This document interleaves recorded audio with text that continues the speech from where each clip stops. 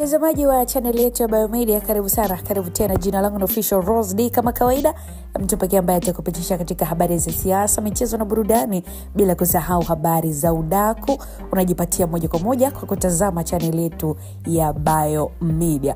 Karibu sana. Leo tangazia taarifa ambako Mange na Maria Sarungi wametupiwa lawama, kumbe walipanga mapinduzi alafu wamepata maafa, wanatafuta lawama.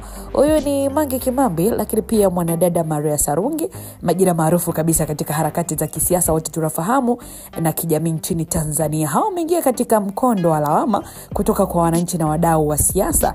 Wanatumiwa kwa kupoteza mwelekeo wa awali wa harakati zao ambazo zilikuwa zimejengwa juu ya misingi ya mabadiliko, haki za binadamu na demokrasia, lakini kwa sasa hivi zikielekea kwenye migongano ya lawama na maelekezo mapya ya kisiasa yasiyoeleweka. Bana mtazamaji, kwa mujibu wa taarifa ambayo ilitolewa na chanzo cha karibu na harakati hizo, Mange pamoja na Maria wameelezwa kuwa kwa sasa wapo katika hali ya kuonyesha malalamiko badala ya kutoa suluhisho, huku wakilaumu wale walioko madarakani kwa kushindwa kufanikisha mabadiliko walioyaahidi.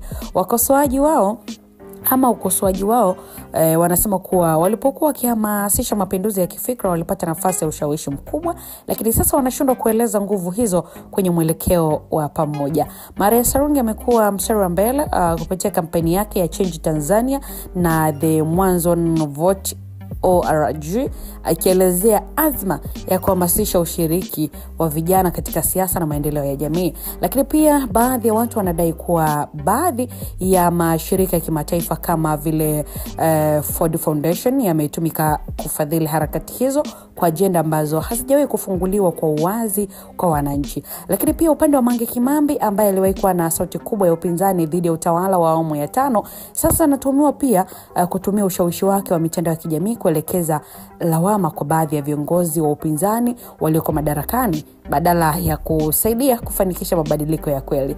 Wengi wanaona kuwa haliweza kuwa kiungo muhimu katika kupaza sauti ya mabadiliko, lakini sasa hivi amegeuka kuwa mkosoaji wa kila hatua bila kutoa suluhisho mbadala. Wakosoaji wanasema kuwa harakati hizi zimepoteza uhalali wake wa awali na zimekosa mwelekeo wa pamoja unaoweza kuunganisha nguvu ya umma kuelekea mageuzi ya kweli. Wanashauri kuwa ni wakati wa harakati hizo kurudi kwenye misingi ya ushirikiano, ushirikishaji wa vijana katika ujenzi wa taifa na kuweka mbele maslahi ya wengi badala ya kutafuta umaarufu binafsi au kuendesha harakati kwa misingi ya chuki na malumbano. Sote tunakumbuka kwamba inasemekana Maria pamoja na Mange Kimambi ndio chanzo cha maandamano ambayo yalifanyika tarehe 29 wakihamasisha mabadiliko ambayo badala yake yanaonekana kuleta madhara kwa watu wengi. Mtazamaji, una lipi la kuzungumza katika hili?